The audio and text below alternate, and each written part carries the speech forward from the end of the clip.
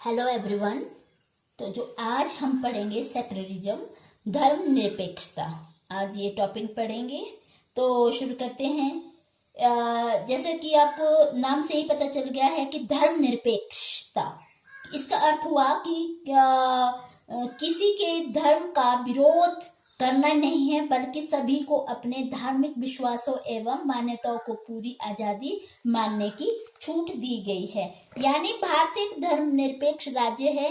धर्मनिरपेक्ष राज्य वो राज्य होता है जिसकी ओर से किसी धर्म विशेष का प्रचार प्रसार या नियंत्रण नहीं किया जाता है, और वह धार्मिक सहिष्णुता में विश्वास रखते हुए सभी धर्मों को समान समझता है तथा राज्य के सभी नागरिकों को बिना किसी धार्मिक भेदभाव के समान सुविधाएं प्रदान करता है। यानी धर्मनिरपेक्षता का अर्थ हुआ कि सभी धर्मों के प्रति समभाव या आदर रखना और सभी को समान दृष्टि से तार्किक आधार पर विश्लेषित करना। तो धर्मनिरपेक्षता का मुख्य उद्देश्य हुआ कि किसी भी राज्य में नैतिकता तथा शिक्षा आदि के ऊपर किसी प्रकार के धर्म का अनावश्यक प्रभाव नहीं होगा। और यानी हम पहले तो इसका कॉन्सेप्ट क्लियर कर लेते हैं कि कॉन्सेप्ट यानी धर्मनिरपेक्षता एक ऐसा सिद्धांत है जो इस बात पर आधारित होता है कि नैतिकता वर्तमान जीवन संबंधी मनुष्य की भलाई पर ही आधारित होनी चाहिए, जिसमें ईश्वर संबंधी किसी भी बात का समावेश नहीं होना चाहिए। धर्मनिरपेक्ष राज्य वो राज्य होता है जिसमें व्यक्तिगत एवं सामूहिक धार्मिक स्वतंत्रता होती है, और जो व्यक्ति के धर्म के प्रति ध्यान दिए बिना उससे नागरिक के रूप में व्यवहार करता है, जो न तो किसी धर्म का विकास करने का इच्छुक होता है और न ही वह किसी धर्म में हस्तक्षेप करता है। तो ये मीनिंग भी हो गया, कॉन्सेप्ट भी हो गया। तो अब इसका हम समझते हैं डेफिनेशन इसकी जॉर्ज जैकबल हॉलिडेक के अनुसार, व्यूज ऑफ जॉर्ज जैकबल हॉलिडेक, ये इनके विचार में सबसे पहले हॉलिडेक ने सेक्युलरिज्म शब्द का प्रयोग 19वीं शताब्दी में किया। उसके अनुसार यह शब्द सेकुलम शब्द से निकला है, जिसका अर्थ है वह वर्तमान युग, दिस प्रेजेंट एज।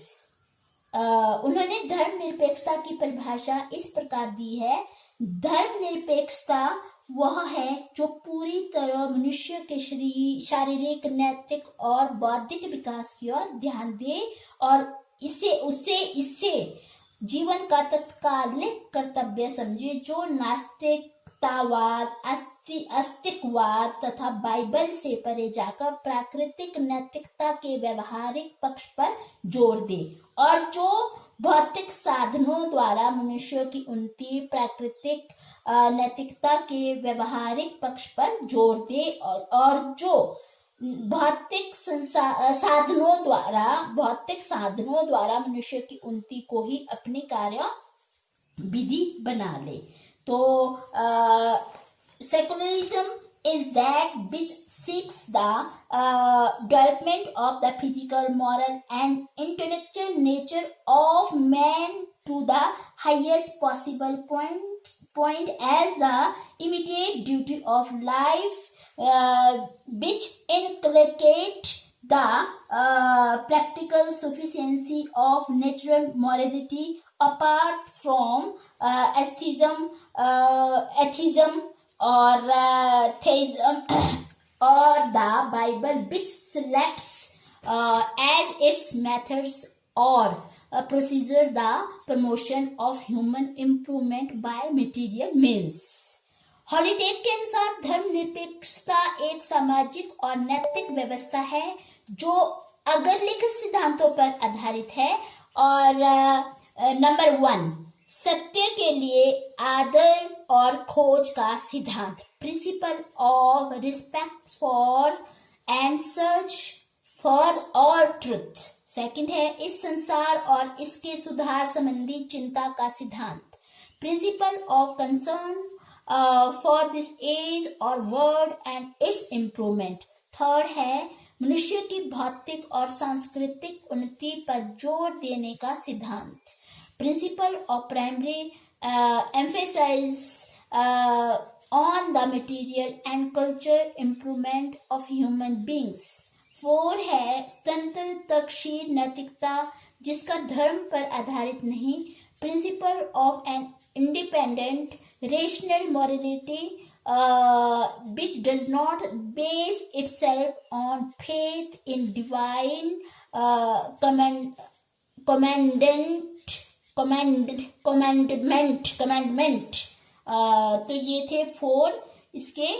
तो ये क्या फोर थे कि जो खाली देख के निरपेक्षता एवं सामाजिक और नैतिक व्यवस्था में अगले सिद्धांतों पर ये आधारित थे। तो अब आता है हम समझेंगे educational efforts for promotion of secularism.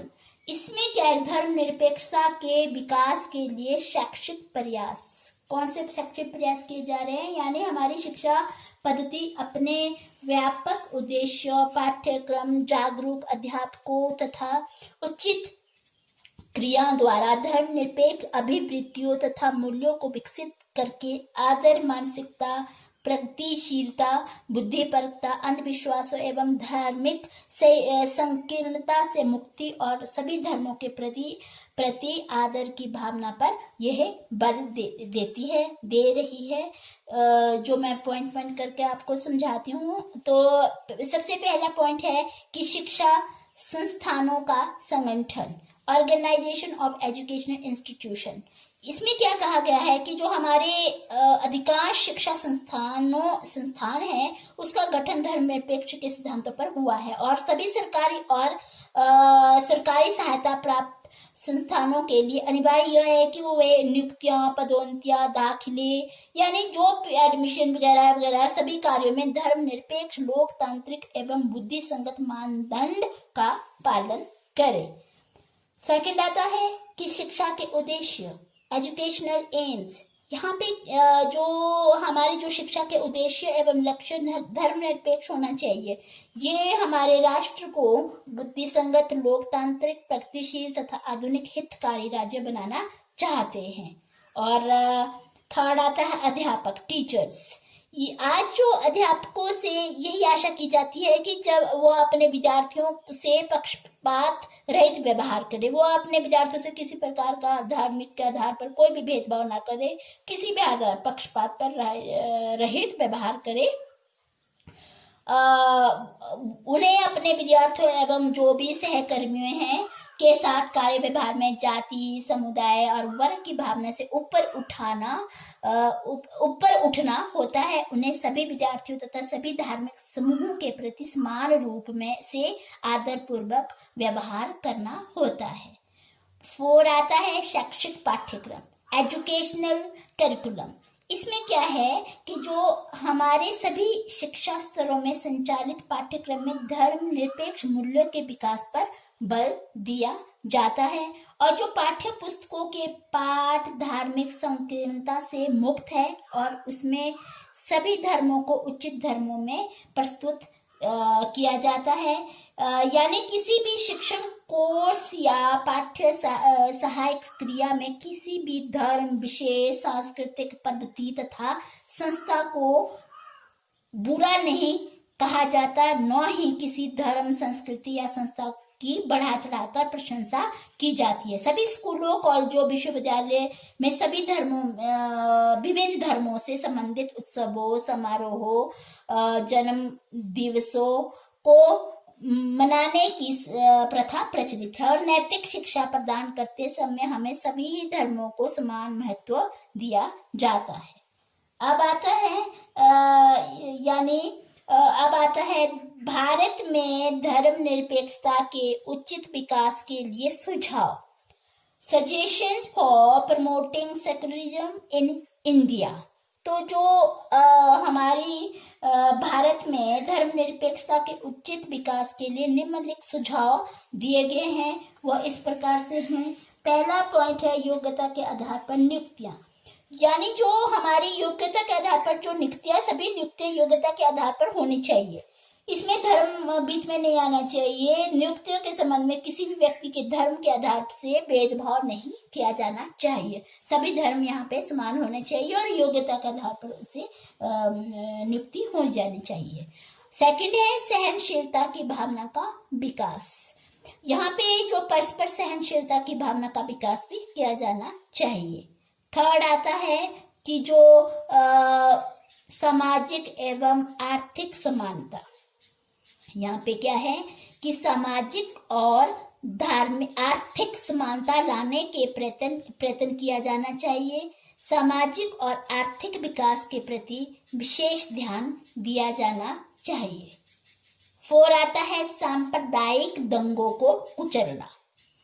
यहाँ पे जो धार्मिक स्वतंत्रता के नाम के अधीन सांप्रदायिकता के विषैले नाग ने फिर अपना सिर उठा लिया है।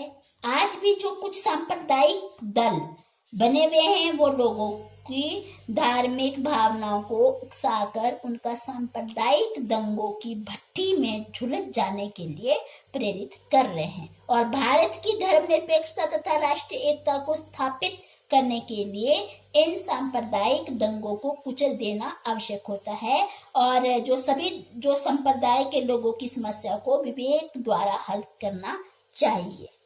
और 5 आता है अल्पसंख्यकों को सुरक्षा। जो ये देश में हो रहे धार्मिक अल्पसंख्यकों को यह दृढ़ विश्वास होना चाहिए कि उनका धर्म पूर्ण रूप से सुरक्षित है और वे किसी भी धार्मिक बहुसंख्यक की दया पर निर्भर नहीं करते हैं।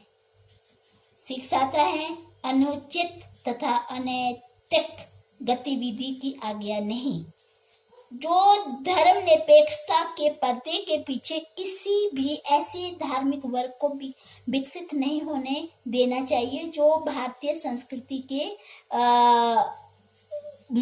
उच्च मूल्य के साथ मेल नहीं खाता और अन्य धर्मों के लोगों के धार्मिक मूल्यों का अपमान करता है।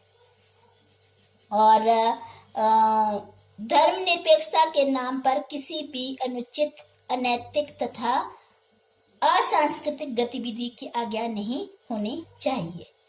7 आता है धर्म का राजनीतिक उद्देश्य के लिए प्रयोग नहीं। धर्म का जो राजनीतिक उद्देश्य के लिए प्रयोग नहीं किया जाना चाहिए। और 8 आता है कि धार्मिक संस्थाओं को राज्य का संरक्षण नहीं, कि जो धार्मिक संस्थाओं को राज्य का संरक्षण नहीं देना चाहिए। 9 आता है धार्मिक राजनीतिक दलों पर पाबंदी, कि जो ये पाबंदियां है धर्म के आधार पर बने राजनीतिक दलों पर पाबंदी लगा देनी चाहिए, क्योंकि चुनाव आयोग को ऐसे राजनीतिक दलों को चुनाव में भाग लेने की आज्ञा नहीं दी जानी चाहिए।